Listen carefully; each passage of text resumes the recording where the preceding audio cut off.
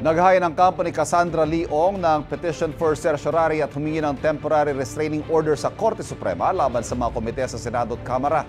Si Ong ay isa sa mga isinasangkot sa iligal na operasyon ng Pogo sa Porac, Pampanga at umaharap sa pagdinig sa Quadcom sa Kamara. Ay kay Attorney Ferdinand Topacio, sumusobra na raw ang mga mambabatas sa pamimilit na sumagot si Ong. Mas gusto pa raw ni Ong na makulong kaysa sagutin ang mga tanong ng mga mambabatas na nakaapekto na sa kanyang mental health. Sinisigawan siya, kinukutya siya, she's being ridiculed, ini-intimidate, tinethreaten, may mga very insulting words na sinasabi po sa kanya. Kayo naman po mismo ang mga saksi nito. Yun lamang po ang nais namin pigilin, that once the right to remain silent is invoked, no further questionings should be made. Ayon naman kay Senadora Risa Hontiveros, nananalig siya na papanigan ng Korte Suprema ang kapangyarihan ng Senado na mag-issue ng subpoena at mag-contempt. Ayon naman kay Congressman Dan Fernandez, hindi pwedeng gamitin ni Ong ang right to remain silent.